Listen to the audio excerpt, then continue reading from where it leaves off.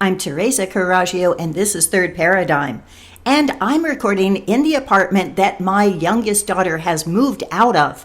And so I have my own San Diego Airbnb for a week for the mere price of a little bit of cleaning. So it is very echoey since she is selling the furniture right out from under me. In a recent Uns Review article, Joe Atwill published The Roman Conspiracy to Invent Jesus, based on his book Caesar's Messiah. Then Laurent Guyenot posted The Problem with Atwill's Theory on Substack for his paid subs, although I think it might show up later on Uns. I have been commenting on this because this is the most revolutionary critic of the Old Testament who is criticizing the most revolutionary critic of the New Testament. And I think this is over a misunderstanding based on semantics. And I think that should maybe be called Shem-antics, because this is the Shemites, those who were given the right to rule the world by Yahweh, who are pulling a fast one. Well, if you call 2,000 years a fast one. But for your amusement, I'll start with a comment that was posted to Laurent on his Substack. This is Theophrastus. Thank you immensely for clarifying this mess. The conclusion, if I've read it correctly, is that Atwill is controlled opposition, which would explain why he is pushing for a Roman conspiracy against the Jews. It would thus give the tribe one more feather in their perennial victim cap. Question: do you think he is doing this knowingly, meaning that he is actively engaged in duplicity? Or do you think that he is simply a useful idiot? That is, he genuinely believes his hypothesis with no higher nefarious purpose. Laurent replied, I say useful idiot. He is in love with his theory. I would not say controlled opposition. I just think that people instinctively feel safe believing in a Roman conspiracy against the Jews, while the notion of a Jewish conspiracy against Gentiles makes you sweat. People tend to believe what is safe to believe. Barbiero's theory, although over the top in some parts, is also more demanding, while Atwill's theory is very simple if you are not bothered by the contradictions. I recommend reading Barbiero. I replied to Theophrastus. Under your theory that Joe is controlling the opposition, who do you theorize is paying him and controlling the opposition to what? I don't know anyone more critical of the Jews, if that's what you mean by giving the tribe one more feather in their perennial victim cap. I'm sure he rivals you, Laurent, in how many times he's been accused of being anti-Semitic. He's been outspoken and unapologetic in pointing to the Jews, or those who control them, as the masterminds of a millennial-old plot to turn Gentiles into slaves. I would think that you both agree with him on that. If the notion of a Jewish conspiracy against Gentiles makes you sweat, don't read Atwill, as it seems neither of you have. I'm not sure how you go from the Roman conspiracy to invent Jesus, as is his subtitle, to a Roman conspiracy against the Jews. Can you explain what you mean by that, Theophrastus, and how you reached that conclusion from his research? I've never heard anyone say before that Joe's theory is simple. I find it extremely hard to follow myself, which is why I first dismissed it. But once I saw it, the evidence was everywhere, even from Bible scholars who can't see it, even when it's their own data I use to prove it. The belief in Jesus as a historical figure is the last dogma to go. Rather than attacking Joe's character as a useful idiot, tell me where my research, which corroborates Joe's that the Gospels and Josephus were written by the same people, is wrong. I'm ready to change my mind if you can show me the facts and logic that contradict it. And then I link my article, Jesus, Rebel or Imperialist. Theophrastus replies, it comes from Dr. Guyenot's essay.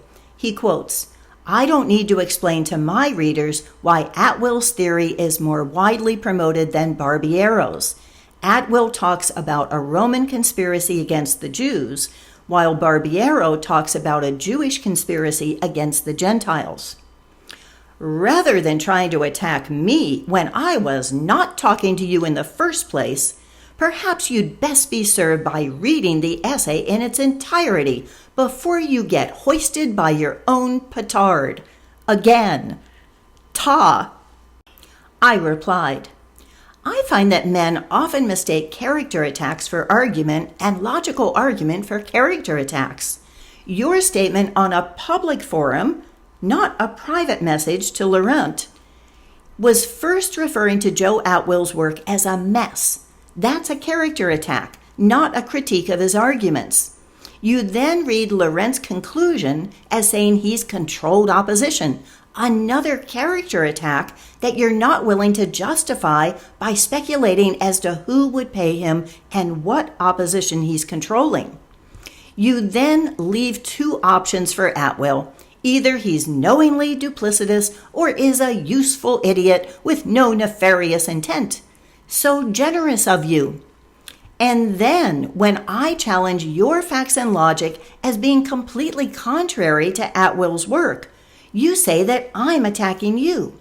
You make baseless attacks on Atwill, and when I prove they're nonsense, you say you weren't talking to me. You were just giving Laurent an attaboy on his attack on Atwill. So rude of me to interrupt with what Atwill actually says. The Roman conspiracy to invent Jesus was an attack on the anti-Yahwist, anti-Hellenist, anti-imperialist zealots. And then I quote the Greek word which represented them, that has been translated as Judeans or Jews. A Hellenic, whatever that word is a contradiction in terms. When you talk about the tribe, you mean the Hellenist priestly caste of Yahwist. You're talking about the Romans, who now call themselves Jews, but are in the same hierarchy. You and Laurent are on the same side as Atwill in being against that hierarchy. You're attacking your own side, just as they meant you to. And then Theophrastus ends with, I find that women often think they proved something when instead they have simply presented their opinion as fact. One can, in fact, address a comment in public forum to a particular person without expecting to be interrupted by or engaging with uninvited and unwanted others.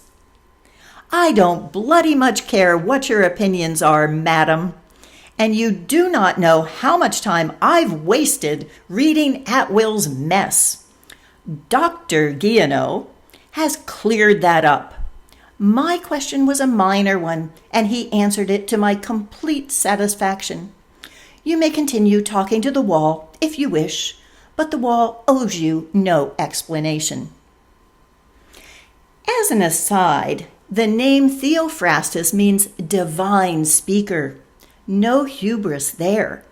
And I've attached my article on Jesus, rebel or imperialist, so the reader can decide if this is the opinion of a mere woman interrupting the godly Fraser and the good Dr. Guyenot.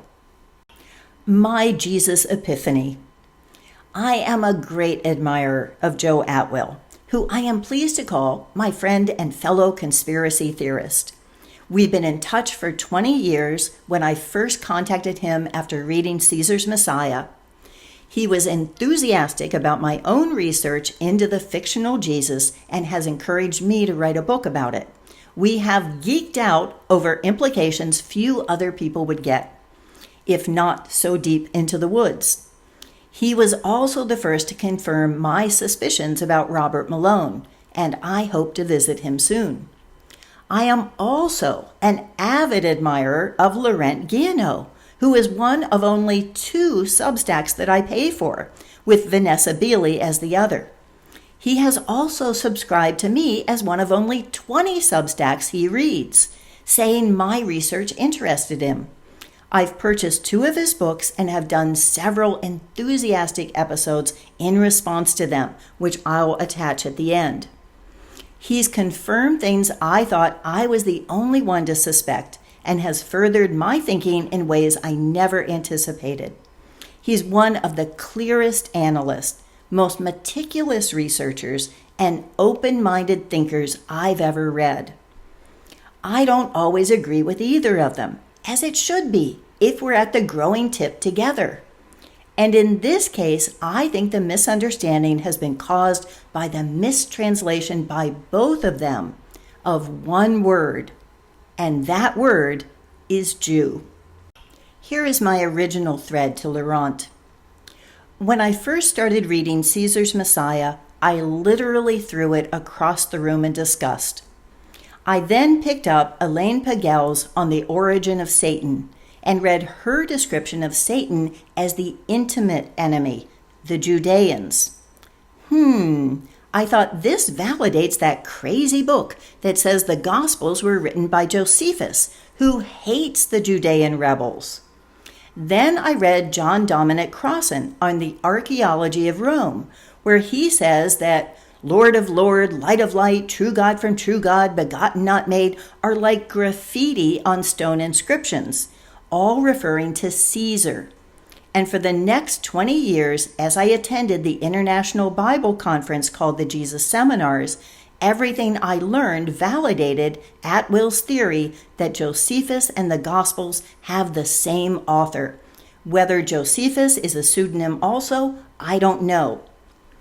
In From Yahweh to Zion, you do an excellent job of distinguishing the religion from the race by calling the religion Yahwist. But here you conflate race, religion, and politics by using the word Jew, which never existed until the 18th century.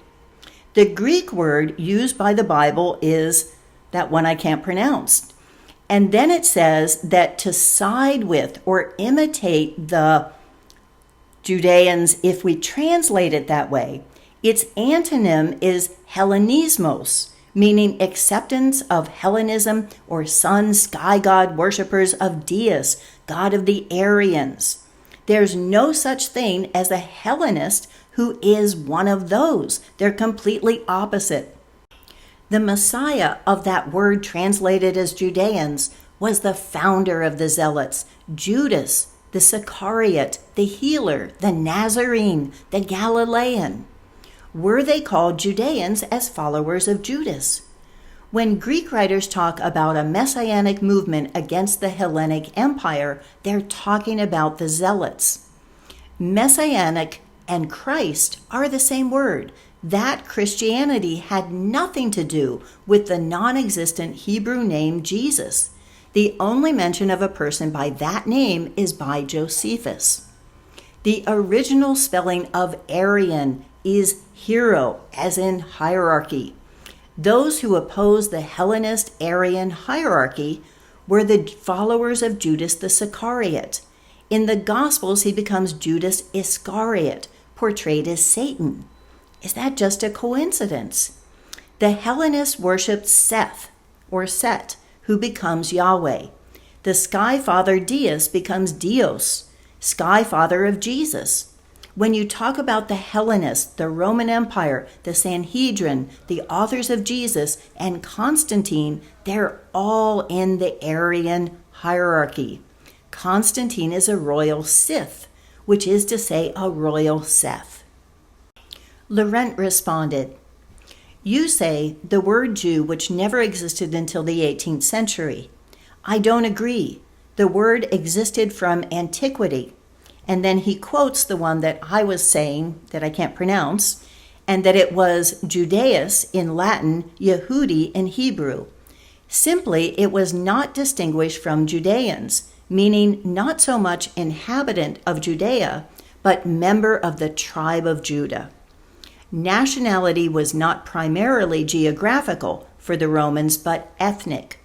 Romans, Cicero, Tacitus, etc., used those terms exactly like us, without worrying that Judah was only one of the 12 tribes, or that Judea was just a part of Palestine.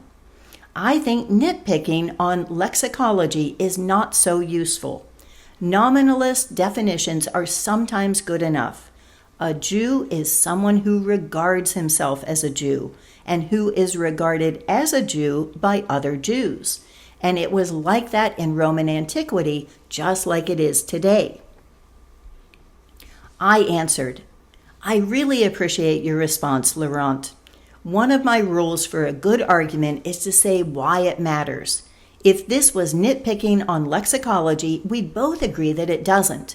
Here's why I think it's important to never use hex words whose meaning has been changed to protect the guilty. The indigenous population of Canaan spoke Aramaic. The Hebrew were invaders who had been the terrorist thugs of the Aryan Hekakasut in Egypt before they were kicked out by Ahmoses I. Whatever the Aramaic name was by which the indigenous population called itself, we know it wasn't Judah or Yehudi, which is 3 languages removed. The Torah refers to Judah and her sister Israel as whores, who let their virgin bosoms be pressed in Egypt. But Yahweh exhorts them to return to him and all will be forgiven. The territories that the Torah calls Judah and Israel were not Yahwist. From the Torah's own testimony, they were goddess cultures, which it calls idolatry. So what the Gospels call, that word I can't pronounce, is not a follower of Yahweh. It exists in opposition to the hierarchy from Aryan archons of the Torah. Zadok was the partner of Judas in founding the Zealots, and from a Hasidic rabbi, the Sadducees reject the genealogy of the Torah to this day. If that Greek word was a religious movement, it was anti-Yahweh. It's also not a geography or tribe. From the etymology, it means to side with or imitate those people. We know that Magdala was in full revolt against the Hellenists, resulting in so many being crucified that they ran out of trees, according to Josephus. And Samaria was likewise, so that the Good Samaritan becomes a collaborator with the Hellenists, protecting those set on by robbers, which my article shows irrefutably to mean rebels. To turn the greatest anti-imperial, anti-hierarchy, anti-Yahwist, anti-Hellenist revolution into Jews is to defeat them linguistically, who were never defeated through violence. A Jew worships Yahweh and is subject to the patriarchies. And then they're subsumed into Israel, the usurping of 3 gods into the priestly caste of Yahweh, all while the true tribe of Judah were, quite possibly, dark-skinned matrilineal Moors.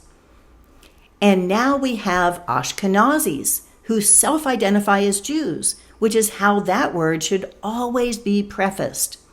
We know from the genealogy of the Torah they have no lineage as Shemites or Semites and no relationship to the tribe of Judah, mythical or not. Their lineage is from Japheth through Gomer.